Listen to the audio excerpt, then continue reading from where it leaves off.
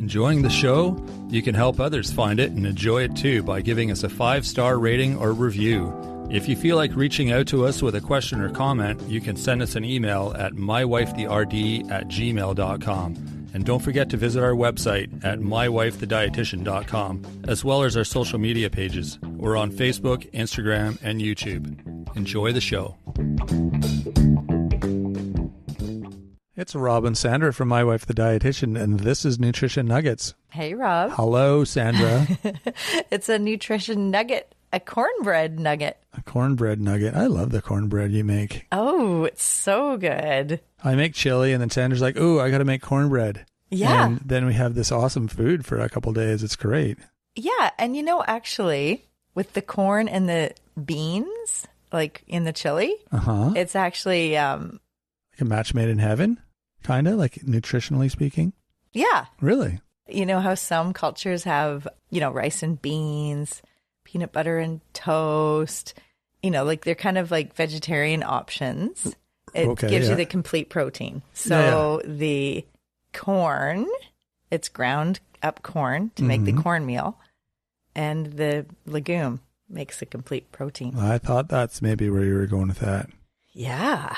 Awesome. Yeah, I made some the other day because you made that awesome chili, and I made a new recipe with the cornbread, and I just want to share it. And it's funny, I was just looking at this cookbook we have, Husbands That Cook, it's called. Oh yeah, it's about me. I love it. It's about me and that other guy. Right, it's Ryan Alvarez and Adam Marin. I don't think there's many of us. I love it though, because it's like My Wife the Dietitian and Husbands That Cook. Mm-hmm. Well, in this book, in page 152, life-changing cornbread. Is that where you got the recipe? No. Oh, okay. I actually had already made the recipe, and I'm going to talk a little bit about the recipe and the benefits of corn, but I just wanted to read this quick little story by Adam. Okay, Adam, go for it. This is a story about cornbread and the power of saying yes. In late December 2013, I found a handwritten note in the mailbox dropped off by the couple who used to live in our house. They wanted to meet the new owners, so they left a festive card inviting us to their New Year's Eve party. Ryan was out of town, but I decided to step out of my comfort zone and show up by myself. As soon as I walked in, I was introduced to a woman named Casey, who happened to live just a few blocks from us, and we instantly bonded over our love of gardening and animals. We stayed in touch, and a few weeks later, she invited us to her home for an evening of snacks and live music in her backyard. The two musicians that performed were a young neighborhood couple from a band called Fire Chief Charlie, singing an acoustic set of original folk songs around a small fire pit under the stars. After that night, Jonah and Jamie became some of our closest friends, and I ended up producing their debut record, released just 2 years later. This monumentous side dish is adapted from a secret recipe that Jonah's family has been making his entire life. Not only is this cornbread truly life-changing, somewhere between a moist cake and bread pudding, but its name is also appropriate because of the life-changing events that led up to this historic day. Is it called Fire Chief Charlie bread? It should be. Fire Chief Charlie cornbread. It's called life-changing cornbread. Oh, I see. But when I heard moist cake and bread pudding, that's what mine tasted like. Yeah. Wasn't it? It's really, it's dense and moist and, really tasty. Really, I just want to dive right in. Yeah, it's so tender and moist. And I think it's because with the recipe I used, I actually... I used the cream style corn, a can of that. Oh, okay. And so that gives it obviously some moisture, but also extra fiber. And we'll talk a little bit about that. But also I used some sourdough starter discard. Oh, really? Yeah, it was, I'm finding recipes where I can use the sourdough starter discard. Yeah, well, that's a good way to do it. It always ends up being pretty good. You used them in our brownies when you made those too, and it was pretty tasty. The black bean brownies. Mm-hmm. That's right. Yes, well, because with sourdough, it's like a pet. You kind of have to keep feeding it, and it grows, and you got to throw some away. It's like a pet that you eat. Yeah. Every week. Well, eggs are like that. It keeps coming back. Yeah. Actually, there's 3 large eggs in this cornbread too. Okay, sorry. And is that what we're talking about today? Cornbread or corn? Cornbread. Cornbread. Okay. Okay, here we go. Well, and cornbread is made with cornmeal. Which means what?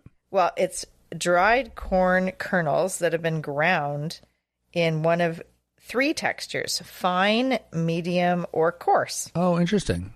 Actually, I kind of knew what cornmeal was because it's like a powder, I'll say, like flour, but it's made from ground corn. Yeah, kernels. Exactly. Okay. And it's good to get the coarse if you can. It's just less, it's kind of like oats. You know, you think of the different types, like the old fashioned, and you got the... It's less processed. Exactly, Right, yeah. exactly. Okay, so it's made from cornmeal, and then you add corn in it as well, and...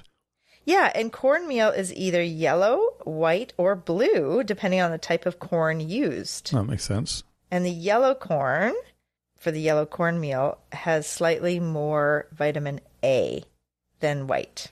Okay. I'll try to remember that. And you've seen blue corn chips. I've seen blue corn.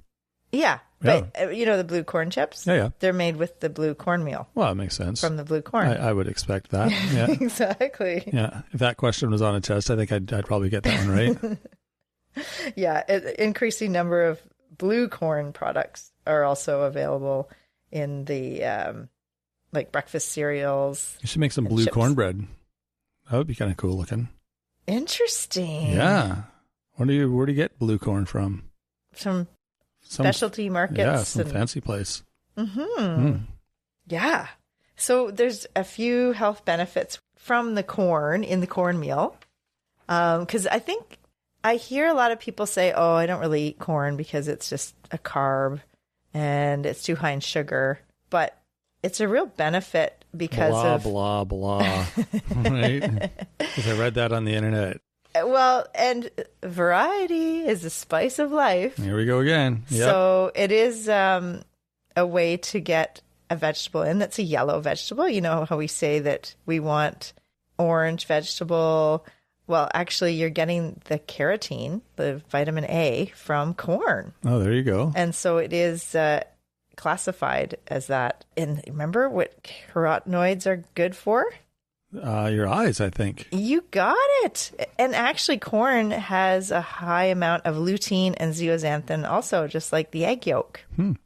So corn's good for ears too, isn't it? You're funny. The corn stalks have ears. That's a corny joke. They're listening to you. Ha. No, so the lutein and zeaxanthin, the carotenoids that are in corn, can help reduce age-related macular degeneration. Really? So eating corn or corn-based products, I guess, like the cornbread. That's not eating. I mean, you don't have to eat a cob of corn to get those benefits as long as you're eating something that has corn in it. Is that kind of going to give you the same? Yes. Okay. The yellow corn has more vitamin A than the other colors, like than the white, for instance. Right. And yeah, so that's a real benefit. Any way to get more of those foods that have carotenoids and lutein and zeaxanthin, just like the egg yolks that we talked about last time. And if you could get whole grain cornmeal, that helps with the fiber. So you get more fiber, and it's insoluble fiber. So that helps with digestion. It helps prevent constipation. And it also helps with feeling full, like satiety when you have a meal. So it's great to pair, like we did, the cornbread with chili, because you're putting the beans. Oh, right. Yeah, the beans and the corn together. Exactly, yeah, exactly. The whole protein, is that what it was? So good. Whole protein? Yeah, you get the complete protein. Complete protein, yeah. With the complementary amino acids. And that corn, because of that fiber, it helps regulate blood sugars, and it has a lower glycemic index than refined grains, especially if the cornmeal is the coarse. Okay. Yeah, good to know.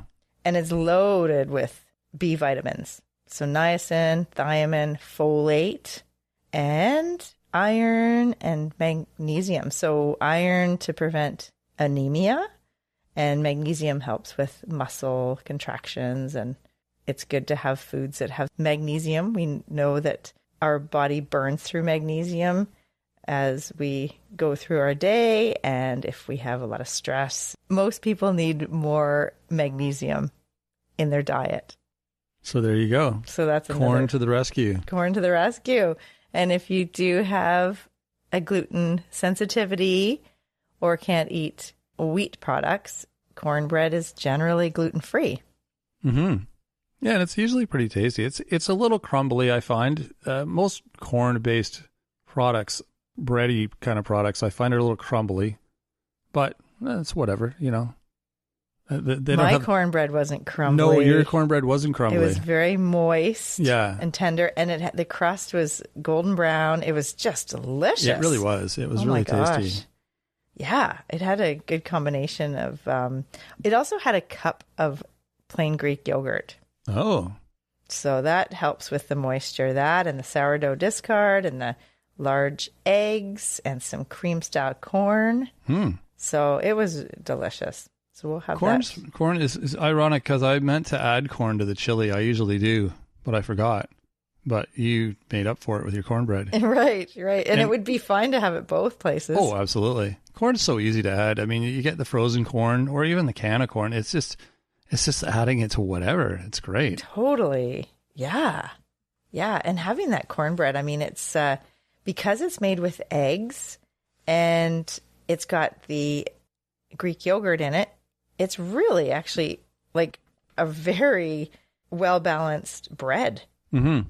Like, yeah, you're right. It's so good. Yeah. And some people add cheese and jalapenos. Oh, to the cornbread. Yeah. that would be my okay, route. Next time. That's definitely. I'll make another recipe and have that in there too. I'm in. Yum. Yeah. So that's it. So those are the great things about cornbread, and it's a good recipe, and we'll have that on the website. I have a corn story. Okay. To finish our little episode here. So when I was younger, growing up, we used to get corn in the summer like most people do. And my brother would eat corn 3 rows at a time, right? So like that's just what would fit. That was a comfortable sized bite. He'd eat the whole row, 3, and then he'd go another 3. And he'd always end up with none left, which meant that the corn, and this was with every single cob of corn, and then we all tried it. So it means that the rows of corn, the number of rows of on a cob of corn is divisible by 3. Or columns. Were they columns or rows? Yeah, I don't know. I think they're rows. Okay. Yeah. So, yeah, it was kind of an interesting thing, and I've been doing it for years. Every time I eat a cob of corn, I always go, I'm going to eat 3 rows at a time and see if it works out. And it always does. Oh my God, like a typewriter, like you go across and then beep and then... Yeah. Oh. Yeah. So like it would have like, I don't know, 33 like rows around or something, or it would have 30 but it was always divisible by 3 because if you eat 3 at a time, you'd always end up with nothing at the end.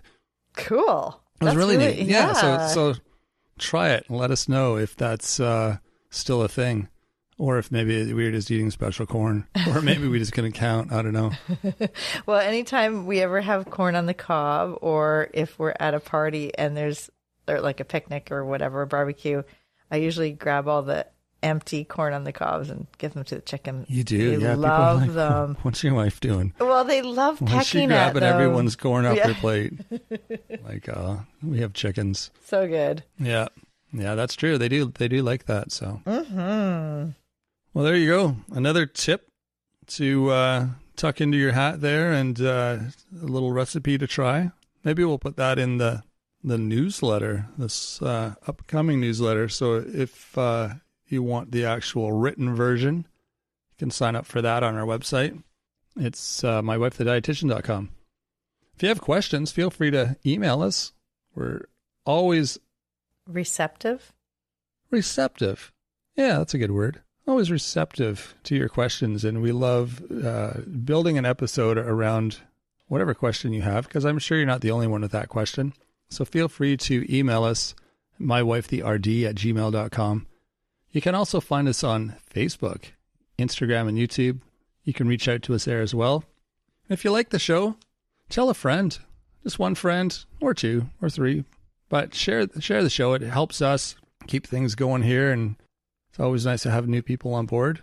You can also rate and review if you like the show. Let us know what you think. You can just let us know through your rating.